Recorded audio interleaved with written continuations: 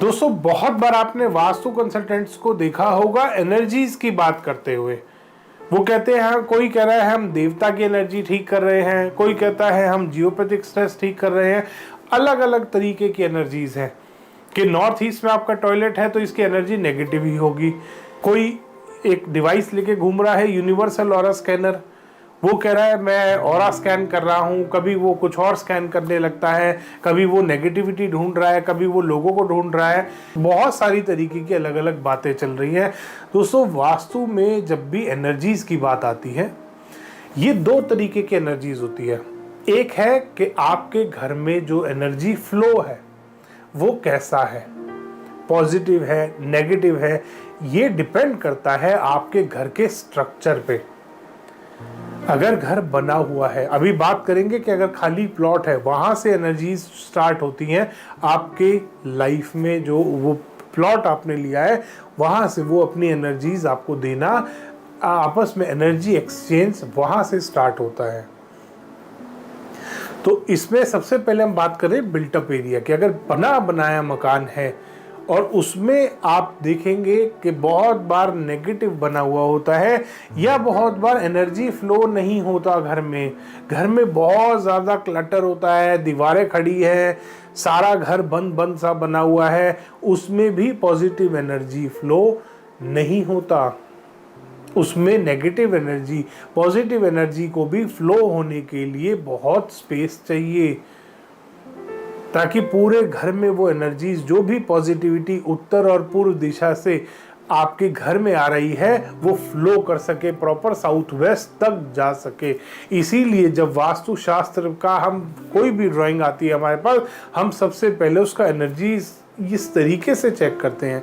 ये बेसिक चीज होती है जो घर में चेक की जाती है। फिर आती है देवताज की एनर्जी।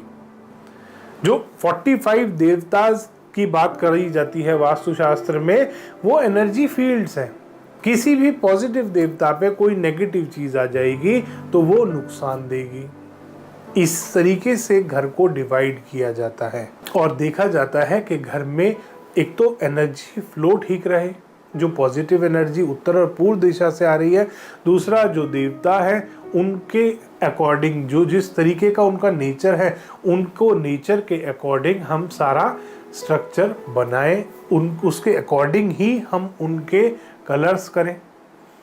फिर बात आती है पंच तत्व की। पंच तत्व से भी जो 5 एलिमेंट्स वास्तुशास्त्र में अब चक्रा के माध्यम से आजकल बहुत लोग देखने लगे हैं, उसमें वो 5 एलिमेंट्स कहीं के कहीं डाल दिए उन्होंने। नॉर्थ ईस्ट में एयर भी आ रहा है, नॉर्थ ईस्ट में फायर भी आ रहा है, नॉर्थ ईस्ट में वाटर भी आ रहा है। इस तरीके के एलिमेंट्स उन्होंने डिवाइड कर लिए हैं। मगर उसको नहीं देखना आपको, जो वास्तु में बेसिक गाइडलाइंस बताई गई हैं उन्हीं को, वेदों में जो बताया गया है उसको फॉलो करिए। सिंपल है 5 एलिमेंट्स का फॉर्मूला, उसको कॉम्प्लिकेटेड जबरदस्ती बनाकर रख रखा है। फ्रॉड चल रहा है पंच तत्व के ऊपर भी, खैर उसके बारे में अलग वीडियो में बात करेंगे।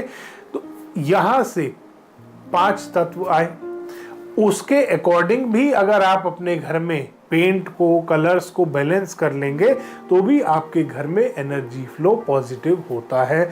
उससे भी बहुत फर्क पड़ता है, बहुत सारी रेमेडीज हो जाती हैं। मैंने अपनी बहुत सारी वीडियोस में बताया है कि कैसे आप अपने घर की एनर्जीज को बैलेंस कर सकते हैं कलर्स के माध्यम से।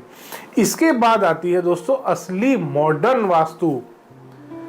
क्या यूज है मॉडर्न वास्तु का? मॉडर्न वास्तु का ये यूज है, जैसे जैसे लोग रिसर्च कर रहे हैं, जैसे जैसे इस दुनिया में रिसर्च हो रही है, उसी के अकॉर्डिंग एनर्जीज और वाइब्रेशंस और रेडिएशंस बहुत ज़्यादा बढ़ती जा रही है।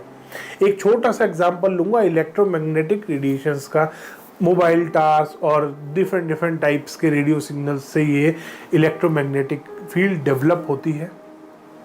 किसी भी घर में अगर ये फील्ड ज़्यादा आ रही होगी, किसी भी स्थान पे अगर ये ज़्यादा आ रही होगी, मान लीजिए किसी के स्टडी रूम में फील्ड ज़्यादा आ रही है, किसी के बेडरूम में फील्ड ज़्यादा आ रही है, वो उसको नुकसान करेगी। आप 100% घर वास्तु से बना लेते हैं, उसके बाद भी आपको पॉजिटिव रिजल्ट्स नहीं मिलते। ये इसी कारण होता है, जब आपके घर की एनर्जीज बैलेंस नहीं होती है। इलेक्ट्रोमैग्नेटिक रेडिएशन, इसका वास्तु से कोई लेना देना नहीं था। बट आजकल बहुत सारे घरों में हम ये चीज़ नोटिस करते हैं कि 100% वास्तु से अगर घर बना लिया उसके बाद भी आदमी परेशान क्यों है, इसका स्ट्रेस लेवल खत्म क्यों नहीं हो रहा, इसका स्ट्रेस कम क्यों नहीं हो रहा। जब हम वहाँ पर इलेक्ट्रोमैग्नेटिक फील्ड चेक करते हैं वो हमारे को बहुत ज़्यादा मिलती है और इसकी बड़ी सिंपल रेमेडीज होती है। छोटे छोटे कॉपर के शो पीस रख सकते हैं, ये इलेक्ट्रोमैग्नेटिक फील्ड को आप बैलेंस करने के लिए, न्यूट्रल करने के लिए। इस तरीके की वास्तुशास्त्र में बहुत सारी एनर्जीज होती हैं। एक सिंपल पॉजिटिव और नेगेटिव एनर्जी की बात हमने सबसे पहले करी थी, फिर इलेक्ट्रोमैग्नेटिक फील्ड की बात करी, फिर आता है जियोपैथिक स्ट्रेस। जियोपैथिक स्ट्रेस बहुत सारे लोग यूनिवर्सल ऑरा स्कैनर से चेक कर रहे हैं। वो क्या बताते हैं, आप कभी भी देखना, और मैंने बहुत बार यूनिवर्सल ऑरा स्कैनर वालों को चैलेंज भी किया है और आज भी करता हूं, और कभी आप देख लेना उनके हैंड मूवमेंट को महसूस करना।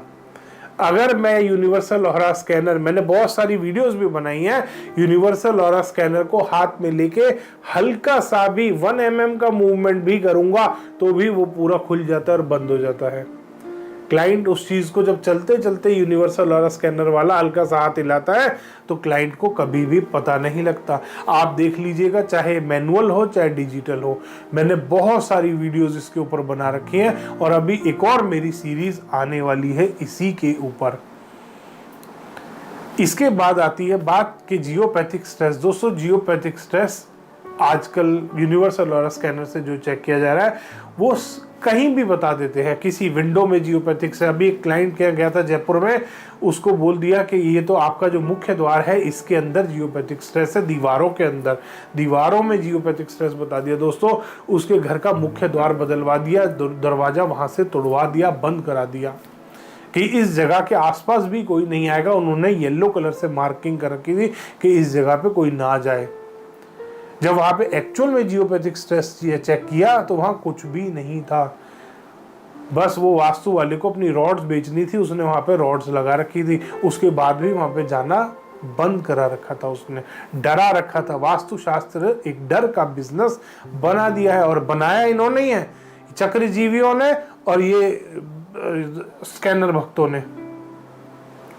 ये जो यूनिवर्सल ऑरा स्कैनर के भक्त हैं इन्होंने और ये चक्रजीवियों, इन दोनों ने मिलकर अपने क्लाइंट्स को सिर्फ डराने का काम किया है कि यहाँ ये मत करो, ऐसे हो जाएगा, ऐसे हो जाएगा। जो वास्तु है घर में आपकी खुशहाली के लिए, आपकी पॉजिटिविटी के लिए है, ताकि आप एक सुख से जीवन बिता सके अपना। जो एनवायरनमेंट से आपको पॉजिटिविटी मिलनी है वो आप अच्छे से ले पाए अपने घर में, यही वास्तु है। इतना प्रॉब्लमैटिक, इतना डराने वाला सब्जेक्ट नहीं है वास्तु जितना ये यूनिवर्सल ऑरा स्कैनर वाले स्कैनर भक्त और चक्रजीवी आजकल डरा रहे हैं। तो आपको डरना नहीं है। बहुत बार ऐसा होता है, किसी फील्ड में, किसी प्लॉट में जाते हैं, जब भूमि की ऊर्जा चेक करते हैं तो बहुत बार लो मिलती है, कम मिलती है।